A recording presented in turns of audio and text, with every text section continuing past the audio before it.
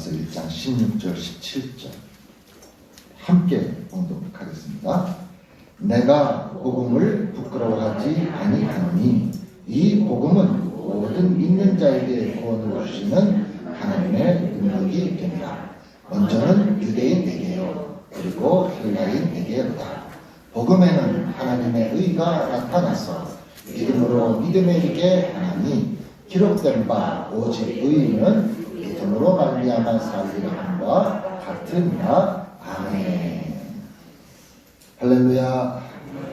10월의 마지막 주일, 깊어가는 이 가을에, 이 좋은 계절에 하나님의 성전에 나와서 예배드린 여러분에게 크신 은혜와 평강이 함께 하시기를 간절히 기원합니다.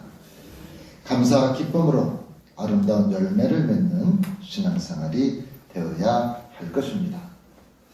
감사도 훈련이라고 생각을 합니다.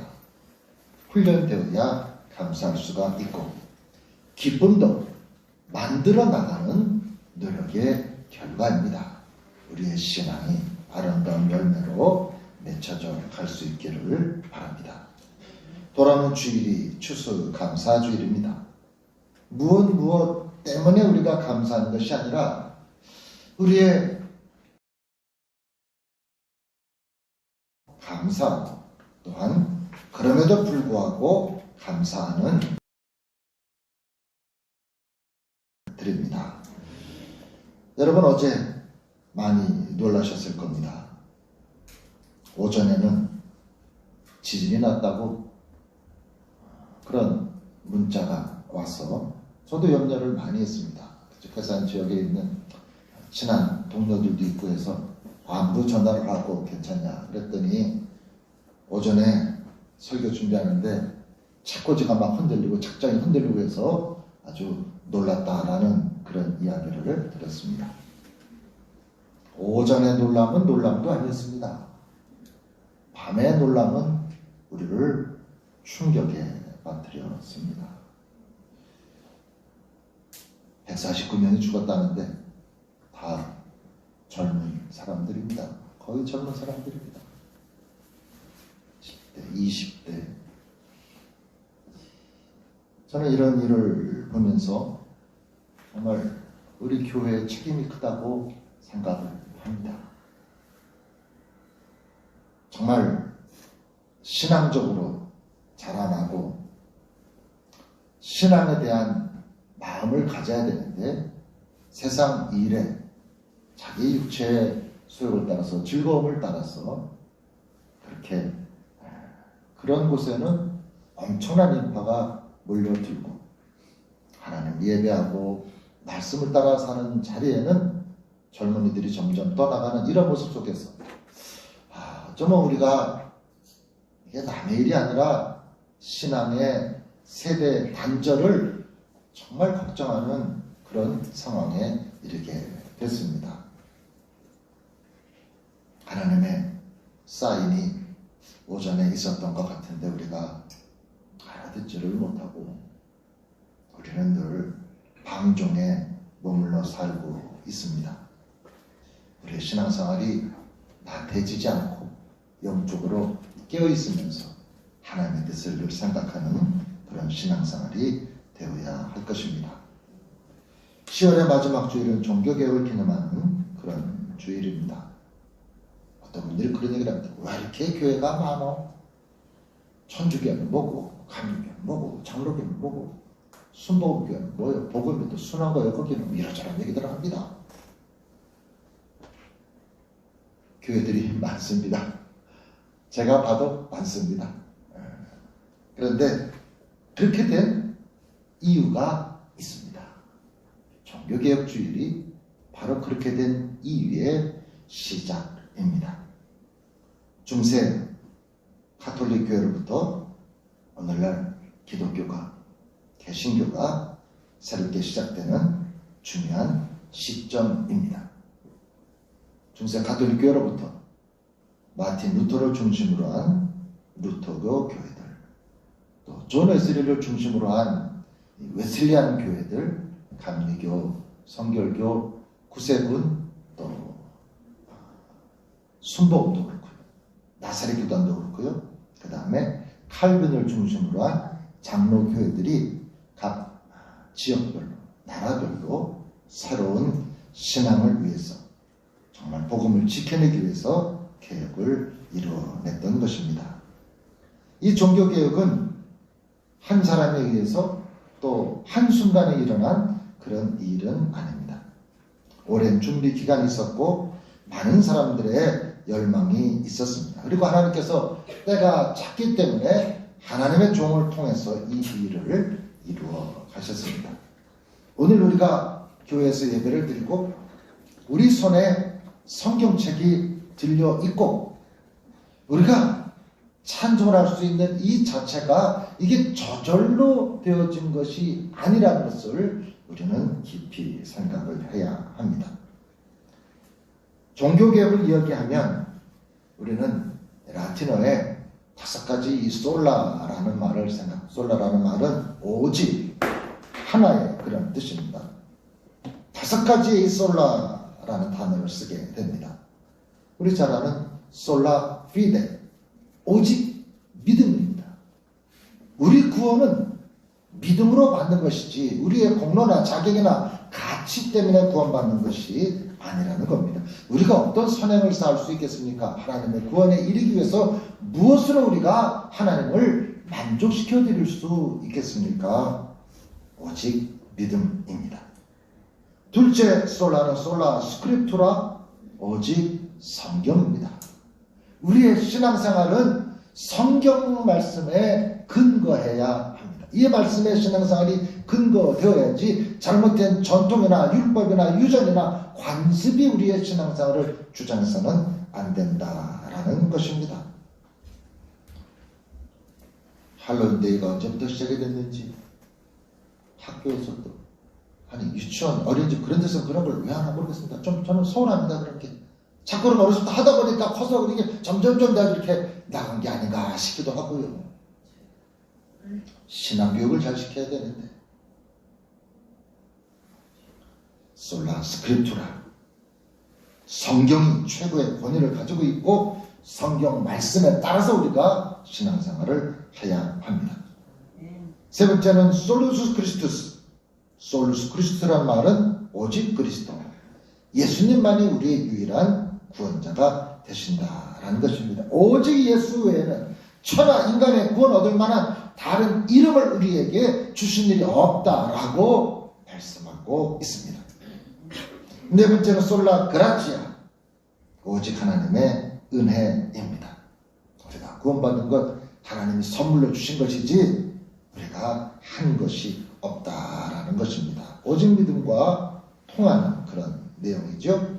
그 다음에 솔리데오 글로리아, 오직 하나님께 영광, 하나님께 영광을 돌리는 것이 우리 삶의 목적이라는 것입니다. 내 이름 남기는 게 내 인생의 목적이 아닙니다. 내 자식 잘 남기는 게 내 인생의 목적도 아닙니다. 내가 건강하게 사는 것도 내 인생의 목적이 아닙니다. 오래 사는 것 또한 내 인생의 목적이 아닙니다. 얼마를 살든지 어떻게 살든지 어디에 살든지 하나님 앞에 영광을 돌리는 그 삶이 우리 인생의 목적이라는 겁니다. 저희는 얼마 전 선교사님들을 통해서, 특별히 아프리카 선교사님을 통해서 그 신앙생활의 모습을 봤어요. 저는 그 모습이 이렇게 늘 머릿속에 남아있습니다. 정말 그 가난한 어린이들이 하루에 두 끼 먹기도 힘들어서 교회에서 간식을 주면 그게 너무너무 감격스러워서 그냥 그걸 고마워서 받으면서 그러면서 그냥 교회에서 찬양을 하고 이렇게, 어쩜 우리나라 말을 그렇게 잘 배워서 이렇게 찬양을 해요. 찬양하고 기뻐하고 어린이들도 열심히 기도하는 그 모습에 그래, 저게 인생의 목적이 아닐까. 조금 더 잘 먹고 살면 뭐 하겠어요? 조금 더 좋은 차 타고 다닌다 우리 인생에 그게 무슨 뭐 가치가 있을까요?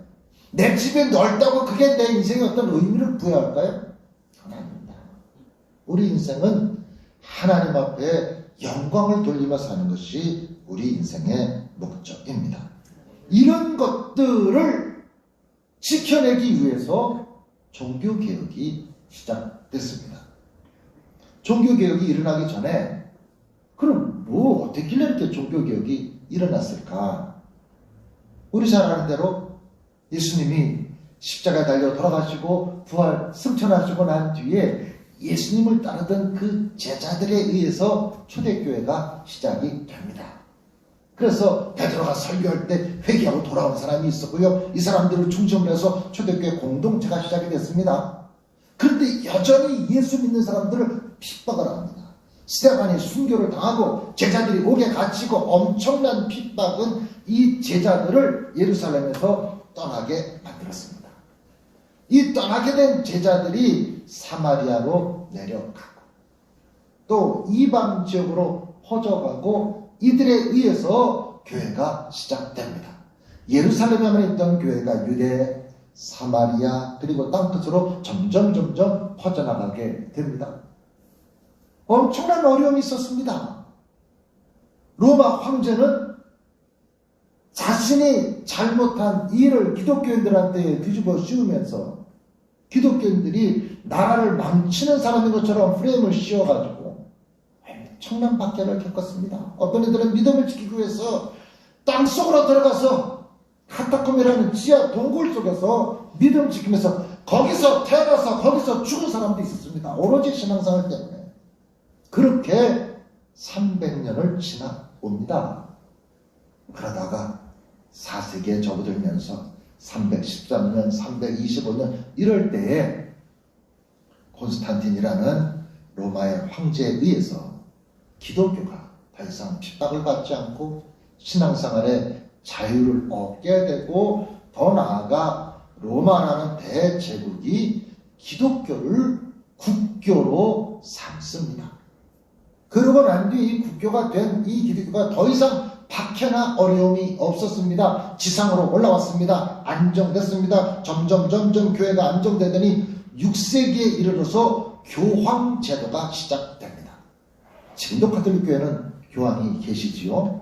로마 바티칸에 계십니다. 교황 제도가 생겨나면서 교황이 강력한 권위를 갖게 되고 교황은 베드로의 후계자로 마치 이 땅에 있는 하나님의 대리자처럼 그렇게 군림을 하게 됩니다. 8세기에 접어들더니 성상을 숭배합니다. 어떤 그림이라든지 조형물이라든지 이런 것에 절하기 시작합니다. 그래서 그런지 성당에는 뭐 조형물들이 많습니다. 그림도 많습니다. 거기에 절하게 됩니다. 9세기부터는 마리아의 이름으로 기도를 시작합니다. 마리아여 우리를 위하여 빌어주소서. 마리아여 우리가 당신의 이름으로 기도합니다. 저희가 볼 때는 이해가 안 되는 일이죠. 이런 일들이 생겨납니다. 그러다가 결정적으로 12세기에 접어들면서 정말 제가 말씀드린 아까 5가지 이 신앙의 기본 원칙에 정말 위배되는 면죄부가 등장을 합니다. 우리의 믿음으로 신앙으로 구원을 받아야 되는데 구원을 받는 데 있어서 돈을 주고 구원받았다는 증서를 사는 일이 생겨납니다. 교회에서 뭐 세례 증서 같은 거 주지요. 임원 되시면 어떤 증서 같은 거 줄 수 있죠. 그런 증서가 아니라 그리고 성경을 사제들만 읽게 합니다. 이거 지금 잠깐 있을 수 없는 일인데 우리 다 성경 여러분 가지고 계시잖아요. 무거워서 또 교회에 있는 성경책 보기도 하고. 여러분 핸드폰에 다 성경들 다 다운받아서 핸드폰에 들어있으시죠? 그죠? 이걸 못 보게 사제들만 성경을 보게 했다라는 것. 심지어 예배, 미사를 집전하는데 미사에 쓰이는 언어가 라틴어를 썼다는 겁니다. 그러니 라틴어를 아는 사람이 얼마나 있습니까?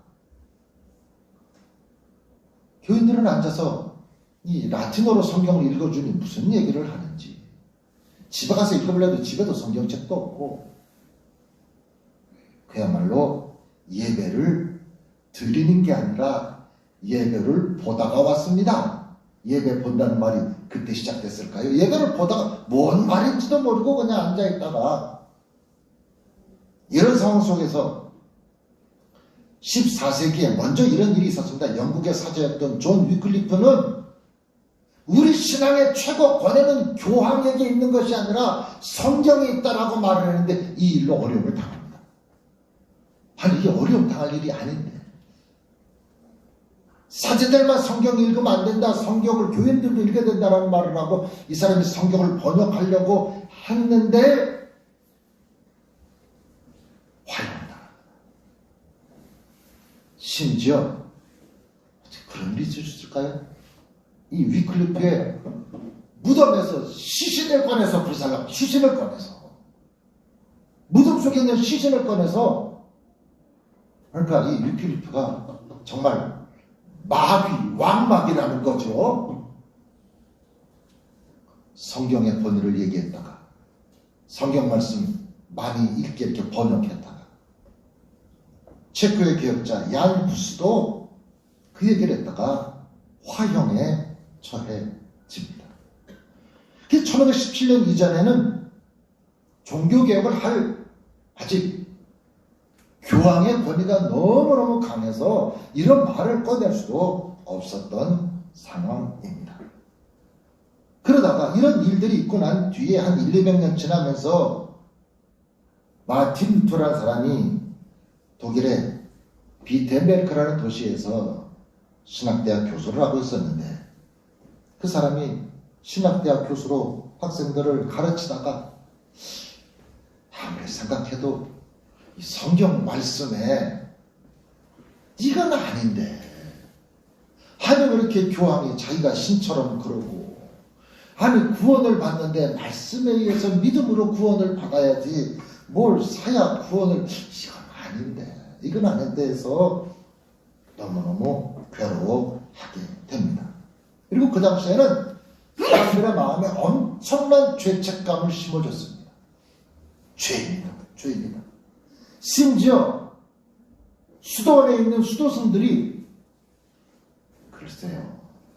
기도원에서 늘 생활하는 사람들, 이 사제들이 얼마나 죄를 지었다고 회개 기도를 하느라고 이 맨 무릎팍으로 그 성당에 계단이 많은데 그걸 무릎팍으로 기어 올라오게 해요. 무릎팍으로. 무릎팍까지 피가 나는 겁니다. 이 걸어서 계단으로 올라가야죠. 무릎팍으로 이렇게 올라가면 무릎팍에다 까지는 거죠.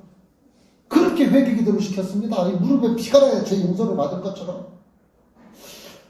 우리 하나님이 이렇게 무서우신 하나님인가? 그러니 늘 죄의 의식에 사로잡혀 살고 고해 성사를 하는 게 매일매일의 일과였습니다. 어쩌면 예수 그리스도의 십자가 보혈을 무효로 만든 것 같은 그런 일들이 그 당시에 있었습니다. 마틴 루터는 이런 일들이 너무너무 괴로웠습니다. 이렇게 내가 무릎팍에 갇히면서 기도를 해야 내가 내 기도에 내 죄를 용서받을 수가 있는가? 너무너무 괴로워하니까 수도원장이 루터 보고 로마에 가서 교황청에 가서 좀 보고 조금 바람 좀 쐬고 오라고 마틴 루터를 교황청으로 보냅니다. 이 시골 사람이 로마 교황청에 와서 보니까 의리의리 번쩍번쩍한데 뭐 성당이 뭐 엄청 났던 거죠. 그런데 그가 와서 보니까 아니 로마의 이 성당을 보니까 성당마다 성인들의 그림이 꽉 짜 있는데 그 성인들의 그림에 절을 하고 사도들 제자들의 상을 만들어 놓고 그런 상들 앞에서 절을 하고 마리아 상은 제일 큰데 그 앞에서 마리아한테 간구를 하고 있고 무슨 성인의 유골에 힘이 있는지 성인의 유골이라고 그 관을 갖다가 성당에 넣어놓고 그 관 앞에서 기도를 하고 있고 죽은 사람의 유골이 뭔 힘을 내는지 모르겠지만 성직을 돈으로 사고 팔고 수도원 인근 연못에는 사제들과 수녀들 사이에서 태어난 아기들의 시체가 널브러져 있었다는 겁니다. 이 타락상을 마틴 루터는 보고 환멸을 느끼게 됩니다. 그런 가운데 교회 사치는 극에 달해서 로마 바티칸에 베드로 대성당을 짓는데 천국을 이 땅에다가 보여주겠다라는 목표로 성당을 짓습니다. 우리가 생각하는 천국의 모습 있잖아요. 천국에 정말 황금길에 정말 12가지 나무 실과가 다 이렇게 있고 정말 이 천국을 이 땅에 구현하겠다라고 베드로 대성당을 짓습니다. 당대 유명한 화가들이 다 거기 들어옵니다. 우리 잘 아는 미켈란젤로 이런 사람들이 다 성당의 작품에 동원이 됩니다. 교황청의 재정이 바닥에 이르렀습니다. 헌금이 다 나갔습니다. 건축을 거의 금으로 하니까요. 벽면을 금으로 장식을 하니까. 이런 물질적인 욕망, 사악함 이런 것들이 합해져서 면죄부를 본격적으로 팔기 시작합니다. 성당 건축을 위해서.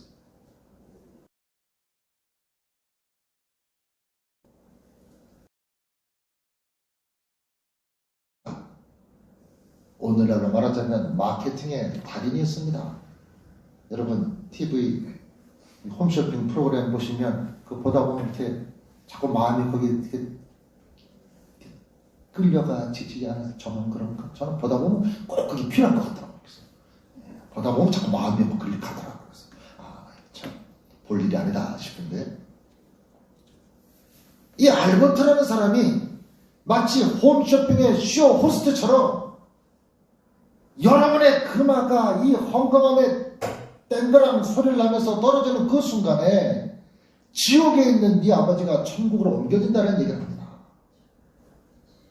이야, 그 헌금함이 이제 쇠로 되어 있는데 금화를 가지고 헌금을 하면 증서를 받게 될 텐데 그러면 지옥에 있는 네 아버지가 이 땡그랑 소리와 함께 네 아버지의 영혼이 천국으로 옮겨진다라는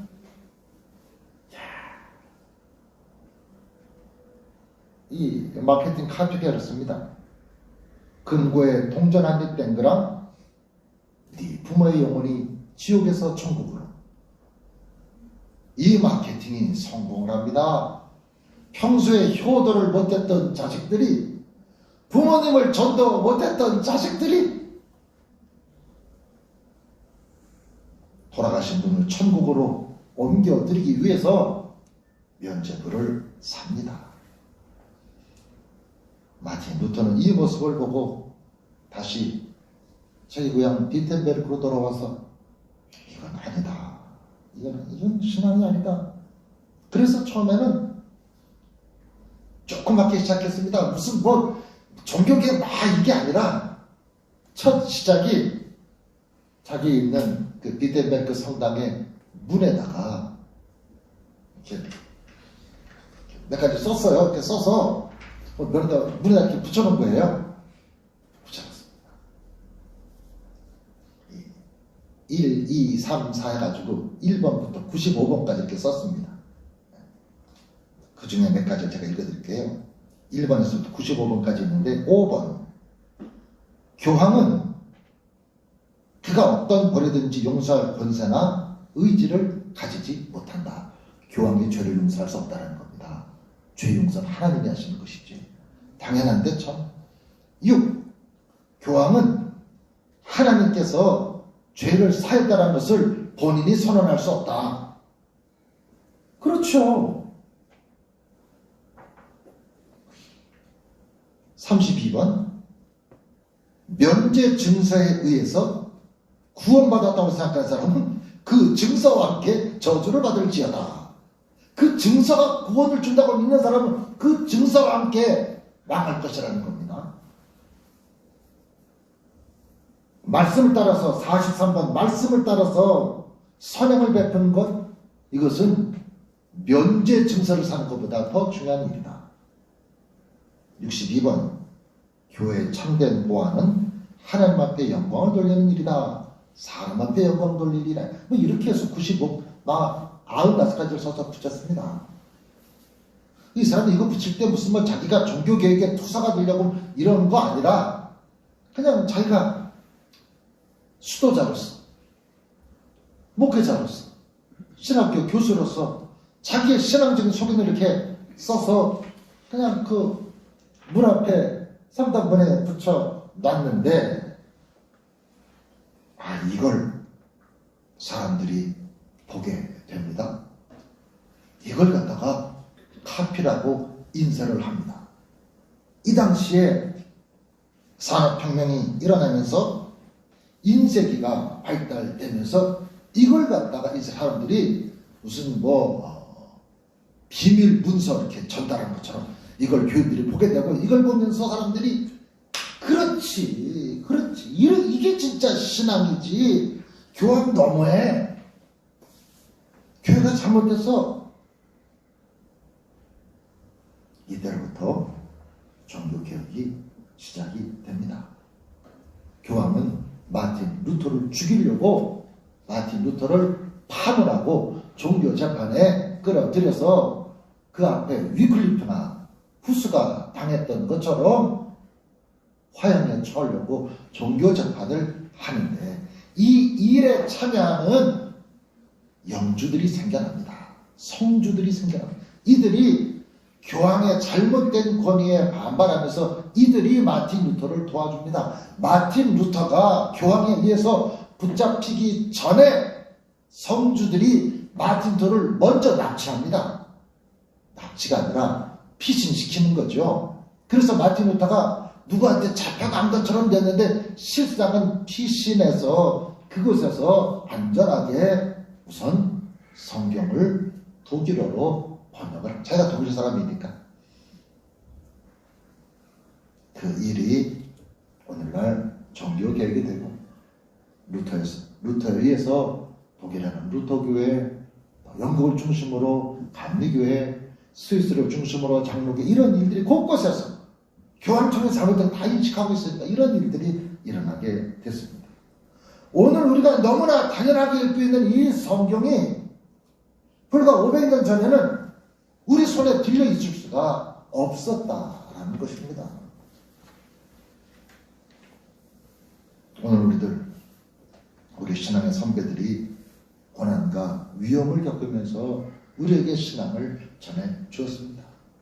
우리 선교사님들도 이 땅에 들어와서 얼마나 많은 어려움을 당하고 순교를 당하면서 우리에게 믿음을 이어줬습니까?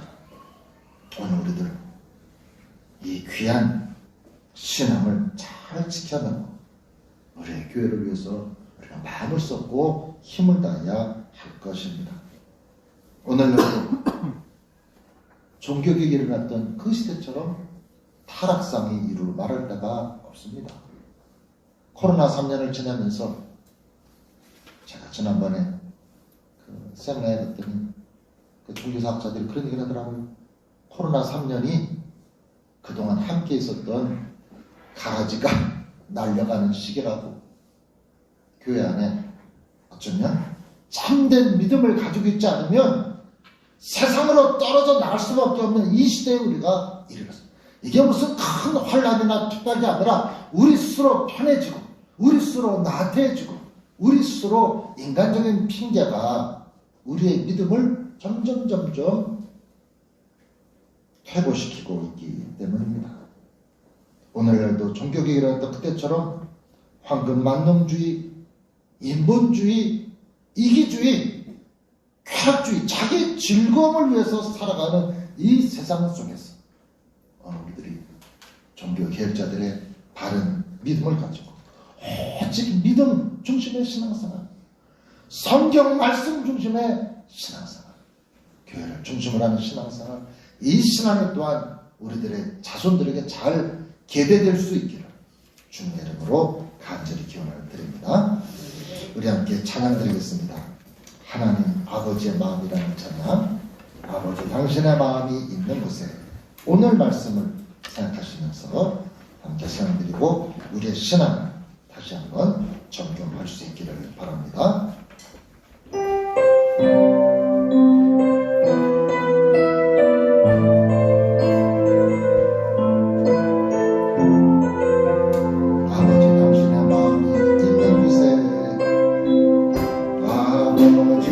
당신의 마음이 있는 곳에 나의 마음이 있기를 원해요. 아버지 당신의 눈물이 보인 곳에 나의 눈물이 보이길 원해요. 아버지 당신 바라보는 영혼에게 나의 눈물이 향하길 원해요. 아버지 당신을 보기를 어두운 땅에 나의 눈물이 향하길 원해요. 나의 마음이 아버지의 마음이라 내 모든 아버지의 뜻이 될 수 있게 나의 온몸이 아버지의 마음이라 내 모든 삶 당신의 삶에 하나님 전에 아버지 당신의 마음이 있는 곳에 나의 마음이 있기를 원해요.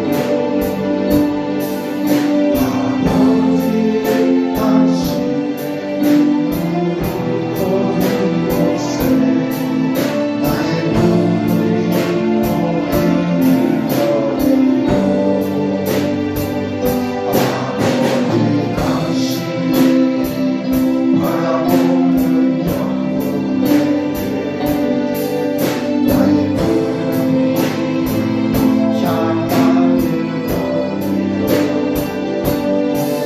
아버지 당신이 보이는 어두운 땅에 나의 눈물이 향하길 원해요. 이름에서 찬양합니다. 나의 마음이 아버지의 마음을 알아 내 모든 뜻 아버지의 뜻이 될 수 있게 나의 온몸이 아버지의 마음을 알아 내 모든 삶 당신의 삶 되기를 주여 우리 신앙이 정말 믿음의 신앙입니까? 말씀 중심의 신앙입니까? 하나님을 향한 신앙입니까? 교회 중심의 신앙입니까? 오늘 말씀하신 주여 우리의 신앙을 굳건하게 세워 주시옵소서. 세상에 눈놀리고 인간적으로 인본주의로 살지 않게 도와 주시옵소서. 우리 주 앞에 우리 주가 함께 기도합니다. 주여 사랑하는 정말 오늘 흔들려 주님 기억하여 주시니 감사합니다. 아버지 우상을 만드는 주장을 도와주시옵소서. 하나님보다 더 우상을 주장을 도와주시옵소서. 오직 믿음을 살게 도와주시옵소서. 오직 주의 말씀을 따라 확신하는 삶을 도와주시옵소서. 인간적인 생각 인간적으로 판단이 아니라 하나님의 뜻을 따라 살게 도와주시옵소서. 주여 도와주시옵소서. 주의 함께 주시옵소서.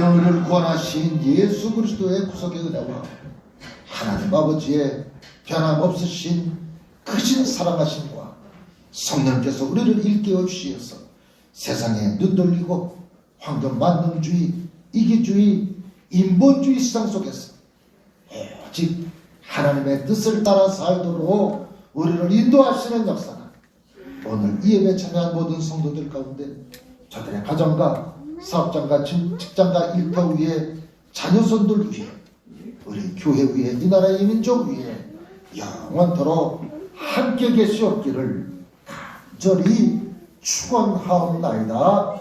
아멘.